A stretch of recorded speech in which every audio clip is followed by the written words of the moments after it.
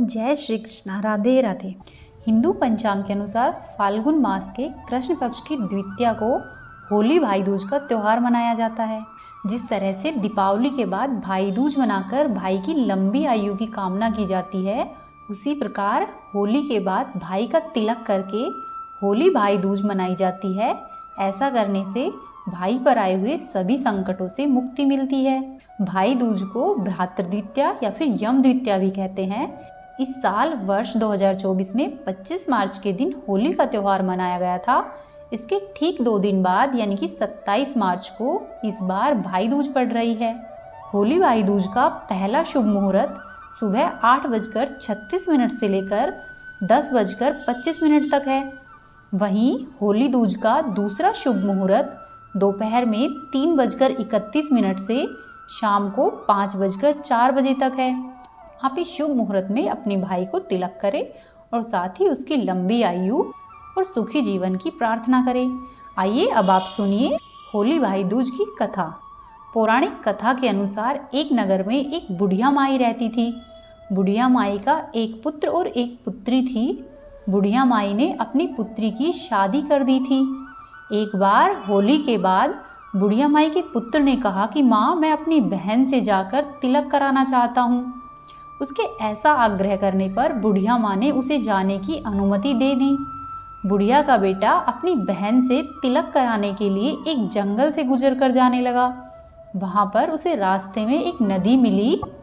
नदी उस लड़के से बोली कि मैं तेरा काल हूँ और मैं तेरी जान लूँगी। इस पर बुढ़िया का बेटा बोला कि मैं अपनी बहन से तिलक कराने जा रहा हूँ, जब मैं वापस आऊँ तब तुम मेरे प्राण हर लेना। ऐसा कहकर वह आगे बढ़ गया। फिर आगे चलने पर उसे एक शेर मिला। बुढ़िया के बेटे ने शेर से भी यही कहा कि जब मैं तिलक कराकर वापस आऊं तब तुम मुझे खा लेना। फिर इसी तरह से जंगल में आगे चलने पर उसे एक सांप मिला। सांप ने भी उसे यही कहा। उसके बाद बुढ़िया के बेटे ने कहा कि मैं अपनी बहन से तिलक कराकर वापस आऊं तब तुम मुझे खा लेना। ऐसा कहकर वह लड़का अपनी बहन के घर पर पहुंच गया। जब वह अपनी बहन के घर पहुंचा तो उसकी बहन सूत काट रही होती है और जब उसका भाई उसे पुकारता है तो वह उसकी आवाज़ को अनसुना कर देती है। लेकिन जब भाई दोबारा आवाज़ लगाता है तो उसकी बहन बाहर आ जाती है और अपने भाई को भीतर लिवा कर ले जाती है और अपने भाई को बिठाकर प्रेम पूर्वक उसका तिलक करती है और साथ ही उसे भोजन कराती है।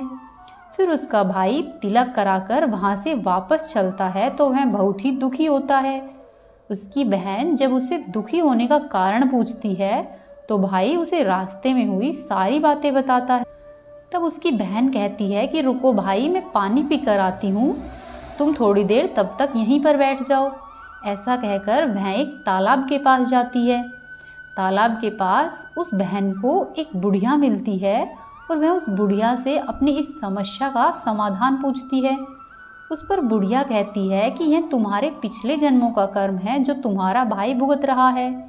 अगर तू अपने भाई को बचाना चाहती है तो उसकी शादी होने तक हर विपत्ति को टाल दे तो ही तेरा भाई बच सकता है। इसके बाद वह लड़की अपने भाई के पास आ जाती है और कहती है कि मैं तुम्हें घर छोड़ने के लिए चलूँगी, और वह अपने साथ एक थैले में मांस, दूध और ओढ़नी लेती है और फिर वह अपने भाई के पास चलती है। जब वह जाती है तो रास्ते में उसे सांप मिलता है। सांप को वह पीने के लिए दूध देती है और फिर आगे बढ़ जाती है। सांप उनका रास्ता छोड़ देता है और फिर इसी तरह से उसे शेर मिलता है। शेर के लिए वह अपने थैले से मांस निकालकर उसे देती है और अपने भाई को लेकर आगे बढ़ जाती है। फिर वह अपने भाई के साथ नदी के पास पहुंचती है। नदी के लिए वह थैले से निकालकर ओढ़नी देती है। नदी उसे कुछ भी नहीं कहती और दोनों बहन भाइयों को आगे जाने देती है। इस तरह से लड़की अपने भाई के प्राण बचा लेती है।